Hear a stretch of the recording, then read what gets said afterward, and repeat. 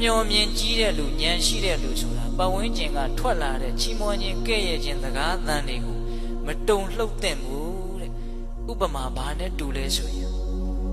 တခဲနဲ့ကြောက်သားနဲ့ပြီးတဲ့ကြောက်တောင်ကြီးဟာအရက်လေးမျက်နှာကတိုက်ခတ်လာတဲ့လေတို့ကြောင့်မတုံလှုပ်တယ်လို့မျိုးပဲတဲ့ဉာဏ်ရှိတဲ့လူဆိုတာအဲ့တော့ပတ်ဝန်းကျင်ကလေသူများရဲ့လှုပ်ရှားကနေပြီးတော့အတန်တီးဟူသောလေတွေကတော့ကိုယ့်စီကိုတိုက်ခတ်လာမှာပဲလေကိုကအဲ့ဒါတုံလှုပ်နေမယ်ဆိုလို့ရှိရင်ကိုယ့်ရဲ့ဘဝဟာဘာမှခိုင်မာမှုမရှိတော့ဘူးအဲ့တော့သူများပြောတိုင်းခံစားမနေနဲ့ခံစားနေရင်ကိုယ်မှာဒေါသဖြစ်တဲ့အချိန်ကုန်တယ်ဘာအကျိုးမှမရှိမခံစားဖို့ရာကလည်းကိုကနှလုံးသွင်းမှန်ဖို့လိုသေးတယ်ဘယ်လိုနှလုံးသွင်းရမှာလဲဆိုတော့အဲ့ဒီစကားသံတက်တက်ကြောင့်တော့ငါဘာမှပြောင်းလဲမသွားဘူးဆိုတဲ့အချက်သူကောင်းတယ်ပြောလို့လည်းတကယ်ကောင်းတာမဟုတ်သူဆိုးတယ်ပြောလို့လည်းကိုတကယ်ဆိုးသွားတာမဟုတ်ဘူးကိုကတော့ငကိုအတိုင်းပဲသူထင်တာသူ့အထင်ပဲလေသူပြောတာသူ့အပြောပဲလေဟုတ်လားတချို့ဓာကိုသဘောမပေါက်တော့ကဲ့ရဲ့တန်ကိုမခံနိုင်လို့ရှက်လွန်းလို့ဘဝကိုအဆုံးစီရင်သွားတဲ့လူတွေတောင်ရှိတယ်ဟုတ်လားချီးမွမ်းတန်တွေကိုမခံနိုင်လို့အောက်ခြေတွေလော့ပြီးတော့တဲဟုတ်တဲ့ငါပဲဆိုပြီးတော့မတူမတန်တယ်လို့ပတ်ဝန်းကျင်ကိုဆက်သန်သည့်အထိမိုက်မဲတဲ့လူတွေရှိတယ်ချီးမွမ်းခြင်းကဲ့ရဲ့ခြင်းလေပြင်းကြားမှာမရှုမလားကြဆုံးသွားတာဟုတ်လားဒါကြောင့်ဘေးကဘာပြောဒါလေးနဲ့ပတ်သက်ပြီးတော့အတူယူစရာအားကျစရာလေးဦးဇင်းတို့ပြောပြခြင်းတယ်မြတ်စွာဘုရားလက်ထက်ကယဟန်တော်လေးတစ်ပါးတောရဆောက်တည်ပြီးတော့တောအုပ်ရဲ့တနေရာမှာသင်္ကန်းကျောင်းလေးဆောက်ပြီးတော့ရွာနဲ့မနီးမဝေးတည်င်းသုံးပြီးတော့နေတာထူးခြားတာကဘာလဲဆိုတော့အဲ့ဒီရွာကအိမ်တအိမ်ကဒကာဒကမတွေနဲ့အဲ့ဒီယဟန်တော်လေးကအင်မတန်ရင်းနှီးတယ်အင်မတန်ခင်တယ်ခင်တော့တခါဆိုအဲ့ဒီအိမ်ကိုသွားပြီးတော့လဲတယ်တရားစကားပြောတယ်အိမ်ကလူတွေကလည်းသူ့ကိုသားလို့ညီလို့အကိုလို့ချစ်တယ်ခင်တယ်ကြည်ညိုတယ်ပေါ့ဟုတ်လားအဲ့ဒီလိုနဲ့တခါတလေဆိုသူကညင့်နဲ့မှပြန်တယ်အဲ့ဒီအိမ်မှာပဲနေတာအဲ့ဒီလိုနဲ့ဆက်ဆံမှုကသိရင်းနှီးလွန်းတော့အဲ့ဒီသင်္ကန်းကျောင်းလေးနားမှာရှိတဲ့တစ်ပင်ကိုစောင့်တဲ့တစ်ပင်ဆောင်နှက်ကစိုးရိမ်တယ်ဒီယဟန်လေးရဲ့ပုံမှာသူကမေတ္တာရှိတယ်ဗျဒီယဟန်လေးအဲ့ဒီအိမ်ကိုအင်မတန်ရင်းနှီးတာပဲရင်းနှီးလွန်းအားကြီးပြီးတော့ပျက်စီးသွားရင်တော့ဒုက္ခအဲ့ဒီလိုယဟန်တော်လေးအပေါ်မှာကောင်းစေခြင်းနဲ့စိတ်ရှိတဲ့အတွက်ကြောင့်ပျက်စီးမှဆိုးလို့ဆိုပြီးတော့အဲ့ဒီအိမ်ကိုမသွားအောင်ဆိုပြီးတော့ဘာလုပ်တယ်လဲဆိုတော့အဲ့ဒီနတ်ကအဲ့ဒီယဟန်တော်လေးနဲ့ယင်းနှီးတဲ့အိမ်ကဒကမဟန်ဖန်ဆင်းပြီးတော့နတ်ကဖန်ဆင်းတာနော်ဒကမဟန်ဖန်ဆင်းပြီးတော့အဲ့ဒီယဟန်တော်လေးစီကိုရောက်လာတယ်ရောက်လာတော့ကိုတော်လေးကအဲ့ဒါကိုနတ်လို့ဘယ်သိမှလဲသူ့အိမ်ကဒကမပဲလို့ထင်တာအဲ့ဒီမှာဒကမကရှောက်တယ်တဲ့အရှင်ဘုရားလမ်းစုံလမ်းကွာလမ်းလေးကွာလူတွေဆုံတိုင်းယထာစိတ်တွေမှာဥယျာဉ်တွေအပန်းဖြေတဲ့နေရာတွေမှာလူတွေစုပြီးတော့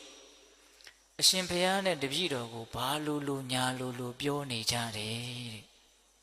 ပိဋကရေဘယ်သူကပြောတာတော့နတ်ကပြောတာဘယ်သူပုံစံဖန်ဆင်းပြီးတော့ပြောနေတာလဲဒကမပုံစံဖန်ဆင်းပြောနေတာ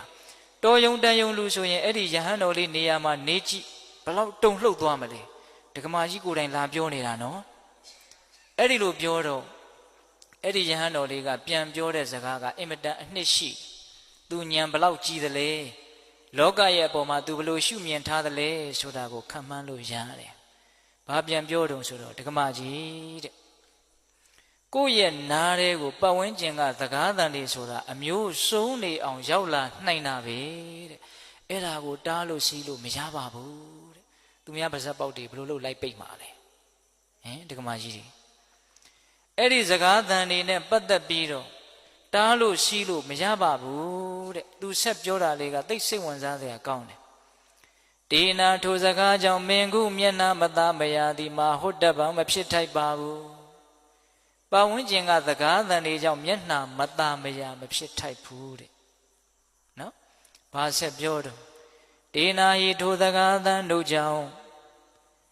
ဒေနာထိုစကားသံတို့ကြောင့်အဟံငါသည်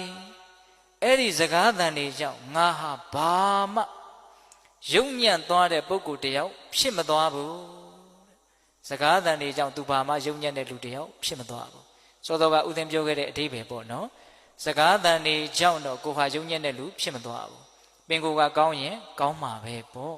ဟုတ်လားအဲ့ဒီလိုယဟန်တော်လေးကပြောပြီးတော့တောထဲမှာမိဂဝါဒဆိုပြီးတော့လူတွေကိုအင်မတန်ကြောက်တဲ့သမင်ဟာအစာရှာစားရင်းနဲ့ချက်ခနဲ့ကြားတိုင်းခေါင်းထောင်ကြည့်ချက်ခနဲ့ကြားတိုင်းခေါင်းထောင်ကြည့်အတန်နဲ့ပတ်သက်ပြီးတော့အဲ့ဒါလောက်တုံလှုပ်နေရင်ဘယ်မှာတည်ငြိမ်တဲ့စိတ်ရှိတဲ့လူလို့ပြောလို့ရမှာလေတဲ့အတန်နဲ့ပတ်သက်ပြီးတော့အဲ့ဒါလောက်တုံလှုပ်နေရင်တည်ငြိမ်တယ်လို့ပြောလို့မရဘူးမတည်ငြိမ်ဘူးဆိုလို့ရှိရင်လေးနဲ့တဲ့အသိဉာဏ်မဖြစ်နိုင်ဘူးပတ်ဝန်းကျင်ကစကားသံတွေကိုအမြဲတမ်းခံစားနေမယ်ဆိုရင်အသိဉာဏ်တူရဖို့အတွက်အနှောင့်အယှက်ဖြစ်တယ်ဗျဟုတ်လားတခါကြီးဒီမိုင်များဒါကြောင့်ရင့်ကျက်တဲ့လူတစ်ယောက်ဖြစ်တယ်ဆိုတာကိုပြသဖို့အတွက်ပတ်ဝန်းကျင်ရဲ့ကဲ့ရဲ့ရှုံချတဲ့စကားသံတွေကိုကြံ့ကြံ့ခံနိုင်တဲ့အတွေးတွေရှိဖို့မလိုဘူးလားလိုတယ်ဒါကြောင့်ဒကာဓမ္မတို့ဦးဇင်းတို့တွေမှာလူကြားထဲမှာနေရတာချစ်သူရှိသလိုမုန်းသူလည်းရှိမယ်ချီးမွမ်းတာရှိသလိုကဲ့ရဲ့တာလည်းရှိမယ်ဒါတွေနဲ့ပတ်သက်ပြီးတော့ငါဘာမှဖြစ်မသွားဘူးလို့နားလည်ပြီးတော့ဘာမှမဖြစ်တဲ့အရာတွေကိုဘာမှမဖြစ်တယ်လို့ပဲသဘောထားရမယ်ဘာမှအရေးမပါတဲ့အရာကိုအရေးသိပ်ပါတယ်လို့ထင်ပြီးတော့အဲ့ဒါကိုအချိန်ကုန်ခံပြီးတွေးမယ်ဆိုရင်ကိုယ့်ရဲ့ဘဝဟာယုံညံ့မှုတွေနဲ့နစ်မွန်းသွားနိုင်တယ်နော်ဟုတ်လားအေးဒါကြောင့်နံပါတ်1မုံလို့ပြောတဲ့စကားတွေကိုမျက်နှိုးတဲ့ပစ္စည်းတစ်ခုကိုထုတ်ပြီးတော့ကြည့်တယ်လို့မျိုးတချို့ပြန်ကြည့်နေတာဗျဘယ်တော့မှငါ့ကိုဘယ်သူကဘလို့ပြောတာ